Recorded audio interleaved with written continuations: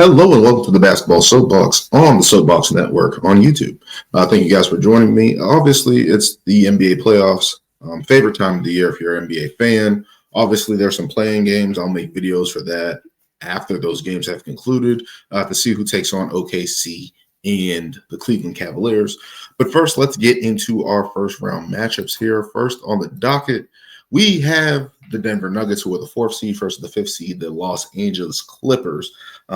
The Denver Nuggets season has been up and down. Obviously, we've seen the turmoil over the past couple of weeks with the details of the firing of Mike Malone and Calvin Booth, bringing that duo to an end. Obviously, they had two different directions of what the team should be doing. Mike Malone wanted the veteran way. Calvin Booth wanted the young way, and those guys both clashing, combined with the after All-Star game skid. Both those guys have gotten fired. So Mike Malone, Calvin Booth have been fired, no longer with the team. Looking at the Denver Nuggets overall, though, this team has been basically hampered with injuries, mainly Jamal Murray. Aaron Gordon missed quite a bit of time. Just various guys in and out. Nikola Jokic carrying this team on his back, obviously having an MVP caliber season, averaging 29 points, 12 boards, and 10 assists on the season, becoming, I believe, the 4th player in NBA history to average a triple-double in the season. His teammate Russell Westbrook has done it 4 times previously, and his play has been up and down, some positives, some bads at this stage of his career. The X factor in this series, though, is Jamal Murray, is the health of Jamal Murray. Looking at Jamal Murray and his current health situation of being up and down, right? And this was an issue going into last year's playoffs. He played in the Olympics for Team Canada, didn't look good, still signed the max extension, and followed up in the season, still being hampered by injuries and being out recently, returning a couple of weeks ago. This Denver Nuggets team is good because it has the best player in the world, Nikola Jokic, on it. Aaron Gordon has stepped up a little bit. Christian Braun has gotten the opportunity and has been positive in some areas. Overall, but this team is led by Nikola Jokic, and they need Jamal Murray healthy, because if he's not healthy, it's going to be a tough slope. Looking at the Los Angeles Clippers side of things, finishing 21-3 to end the season in the last 24 games. This team has been on a tear, one of the better teams in the league, especially on the defensive end. People have been praising Jeff Van Gundy over the past couple of weeks, giving his praise for being added at the beginning of the season, recently leaving the Celtics after their championship run, which I wish the Celtics would have kept him. Because we see what he's doing with the Clippers, especially on the defensive end. Ivan Zubac is being considered for Defensive Player of the Year. James Harden's putting a little bit more effort. Kawhi Leonard seems to be good. This team has it all. They have a nice toolbox of players that they can go to. Chris Dunn has been serviceable as a player for them. Norman Powell should be in the most improved conversation with his play this past year. James Harden and Ivan Zubac are considered for NBA All-Team third team this year. Both those guys have been playing well, even though Harden is not there with the efficiency. He's still having a high output, and for the majority of the season, been leading this Los Angeles Clippers team to a great record out west when people thought they were going to miss the playoffs, especially with the departure of Paul George, the injuries to Kawhi Leonard. And he's been the driving force for this team for the past for this year, for the main stake of this year. For the Los Angeles Clippers, Ivan Zubac has been a revelation with this team. Obviously, he was known as a good rebounder, good inside presence, but this year he has turned it up on defense, not fouling, deterring people away from the rim. Also does a pretty good job on Nikola Jokic. I heard somewhere that he's holding Jokic this year to 45% when they play each other. Not many people do that. So to see that progression for even Ivan Zubac, to get that type of production out of him, to get all NBA consideration, to get Defensive Player of the Year consideration, kudos to him. He's working tremendously for the Los Angeles Clippers. But the mainstay for the Los Angeles Clippers is the health of Kawhi. Signed that 3-year, $150 million deal, and people are questioning it. People are still going to be questioning it just because of the injury history, but he has looked fantastic this year since returning, really playing since January, not always consistently and stuff like that, but it seems like he's ready for the playoffs. Averaging 27.7 boards and nearly 4 assists the past couple months, has been on a tear. Looks like he has that burst in his game on the offensive end to get to his spots and finish at the rim. He's been finishing at the rim as well, and seems to be picking up on the defensive end as well. So if you get those positive signs from the Clippers, I'm going to lean towards them in this series. I got the Clippers winning in 6. I just think it's too much for Joker to overcome. He's already had this crazy season. Inexperienced coach that just took over, even though he was on the bench. It's just a lot. And then the health of Jamal Murray's in question. They're going to have multiple guys to throw at him in this series. Derrick Jones Jr., Chris Dunn, Kawhi Leonard. They're going to try to wear him down, make Jokic score, make it really, really difficult. And that's why I'm leaning with the Los Angeles Clippers in 6 over the Denver Nuggets. Let's keep moving on here to the next series. We have the Indiana Pacers and the Milwaukee Bucks. This season series, these guys, the Milwaukee Bucks have led this series 3-1. Wait a minute. Yep, the Milwaukee Bucks have led this series 3-1 over the Indiana Pacers this year. Obviously, we saw the NBA Cup and stuff like that and how that happened. But it's been a tale of two halves for this season. The Bucks have been up and down, obviously moving on from their mainstay of Chris Middleton. They've recently got Bobby Portis back, which is a good positive news for them. Looking at what else they added, Damian Lillard seems to be coming back, and it was scary because he had the blood clots. It's going to be tough for him to come off blood clots and play within 4 to 6 week range from the time frame they said he returns. He's returning right now. So that's up in the air with his health. Looking at the Indiana side of things, Tyrese Halliburton was kind of playing how he did towards the end of last season, where it was kind of downwards, not the high play that we saw in the start of last season. But he turned it on late, got the Indiana Pacers. They got 50 wins. This team is deep. Has Pascal Siakam, considering probably putting on him on an all-NBA team, as well as Halliburton. Benedict Mathurin has been a revelation for these guys, really stepping up and being a good presence for those guys on both sides of the ball. They got Aaron Naismith, they got Obi Toppin, they got Miles Turner still playing at a high level, Andrew Nembhard, TJ McConnell, guys that you can rely on. And I think that's the one thing that we're looking at in this series here between these two teams, guys that at least have playoff experience and can be reliable. First is the Milwaukee Bucks, who have Giannis, who have Lopez, who have Bobby Portis, who have Dame, obviously, but the health concerns of that team and a lot on the shoulders of Giannis, so he can handle it. He's been that guy before. All-NBA, MVP, Defensive Player of the Year. He's been leading this team, getting some play out of AJ Green, Gary Trent Jr., Kevin Porter Jr., those guys right there, relying on those guys in the trade with Kyle for Kyle Kuzma. Getting those guys in the fold, it's going to be a lot to ask for those guys that have had an up and down season to step up now and knock down shots where Indiana plays a high pace. If Milwaukee can slow down this game and control the possessions on the boards, getting stops, getting turnovers, I think there's a world where Giannis can lead this team to the second round. And that's tough for me to say right now, but Giannis is one of the best players in the world, if not one or two. And to look at it from that standpoint, Indiana, I give them a good chance to win this series. I wouldn't be surprised if they did, but I'm going with the upset. I'm going with the Milwaukee Bucks in 6 or 7. Just because Giannis in these type of series are going to give him that many opportunities. Is Dame going to be 100%? If Dame is not 100%, then that changes things. Obviously, he's not going to be the Dame Lillard who's been sitting down for 4 weeks and stuff like that. It's going to be tough for him to come back. But I just think the Bucks can pull it off with Giannis, the way he's playing, the way he's distributing the ball. Obviously, he's 30 points, 12 rebounds, and I believe close to 7 to 6 on the season.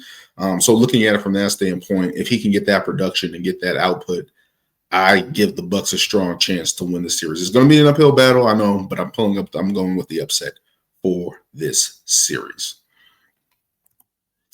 Let's keep moving on to our next series here. We have the Los Angeles Lakers and the Minnesota Timberwolves. Obviously, the Lakers have splashed headlines here.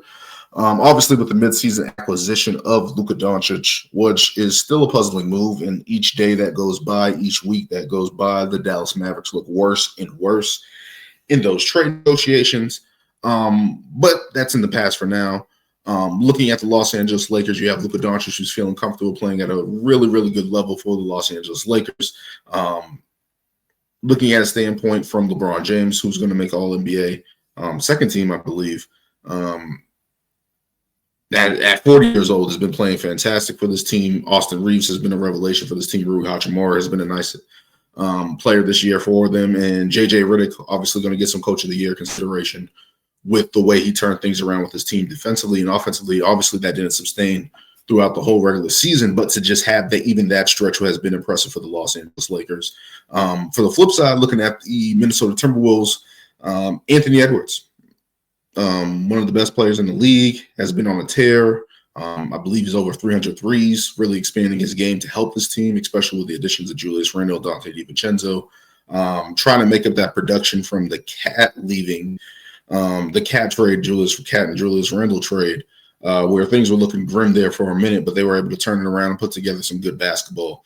The X factor for this series is going to be Julius Randle.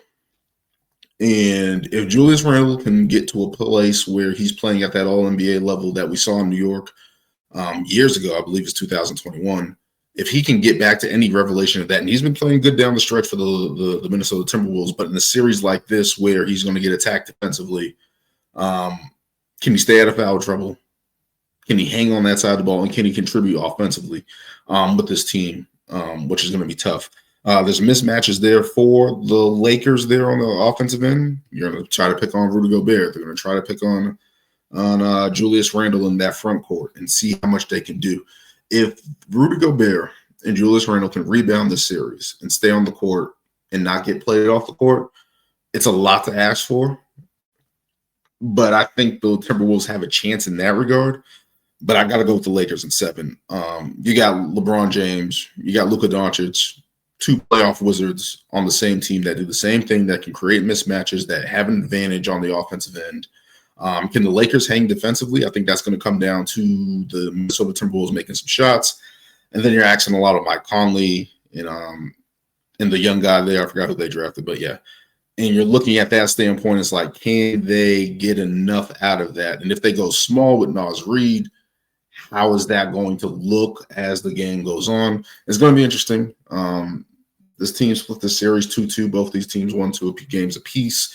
But I'm going to go with the Lakers in 7. I think the Lakers are going to get also the benefit of the whistle playing downhill with LeBron and Luka trying to get to the basket and just play that game with switching the big out there on the perimeter. I think it's a lot to ask for Ant-Man at this point in time to do that at a high level consistently. And people are saying that Anthony Edwards is going to play into the Lakers' hand and try to win this series by themselves. He might have to do that to open up things for other guys. And we'll see. It's going to be the 2 of the greatest minds on the in the game from an offensive standpoint facing this young not even up and coming team. Well, Anthony Edwards, this younger superstar, I should say, in this series. And I just think it's going to be a little too much, because if you they do have McDaniels out there.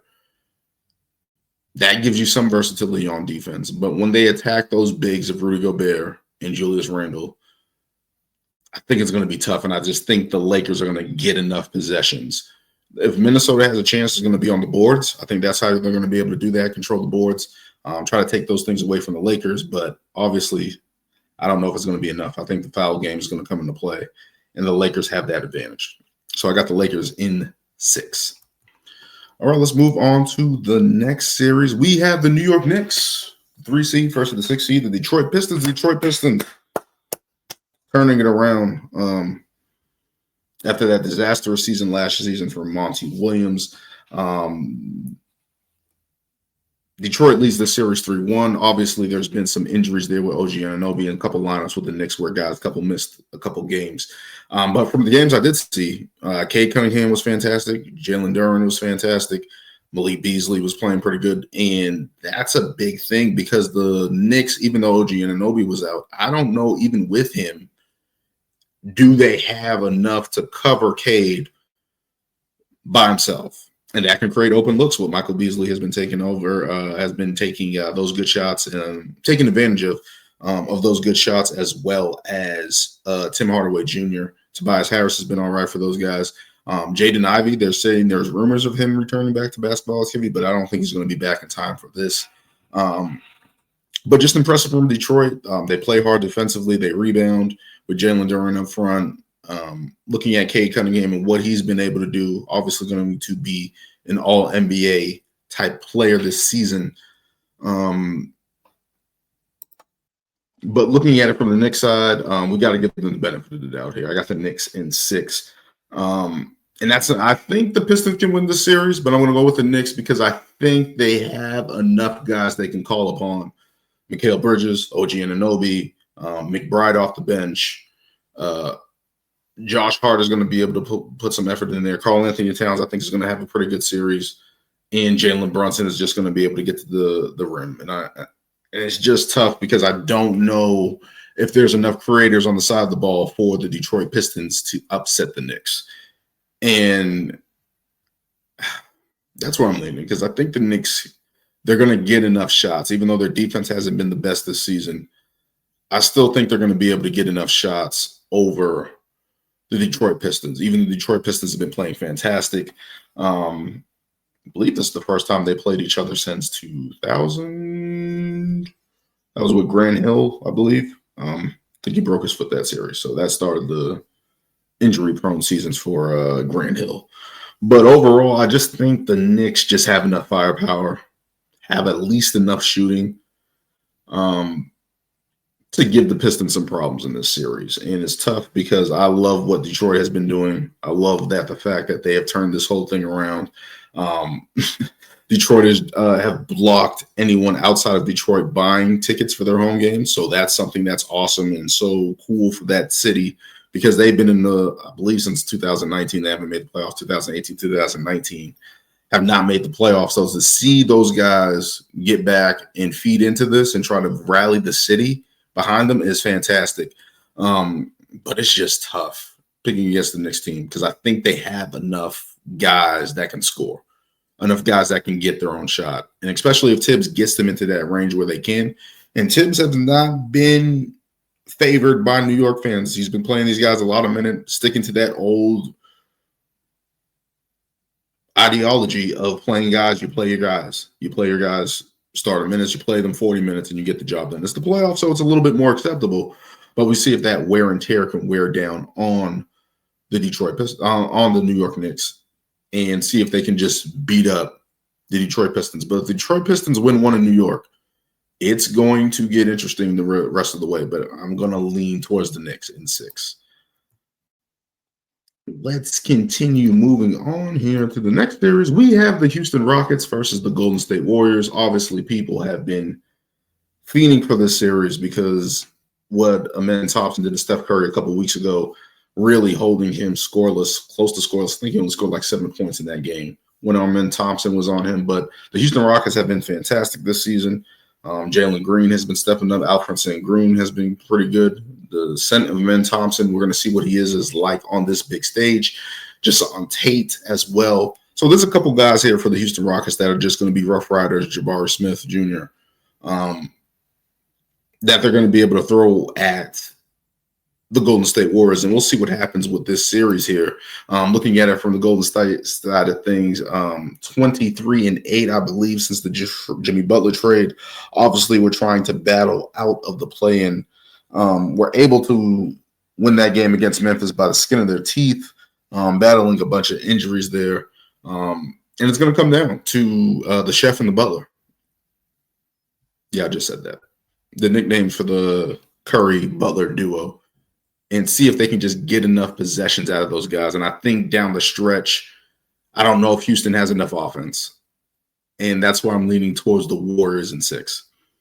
I don't know if Houston has enough offense to battle this Golden State Warriors team. And obviously there's some things there questionable with Jonathan Kuminga. I'm going to stand on that. He's been averaging 21-7 in the games played against the Golden State Warriors this season, but he wasn't able to, he fell out of the rotation the past couple games there with Steve Kerr deciding not to play him, which is questionable to me because I think Jonathan Kuminga can add something to this team that those other guys that he was playing can't. Agree or disagree, but that's just how I feel on it.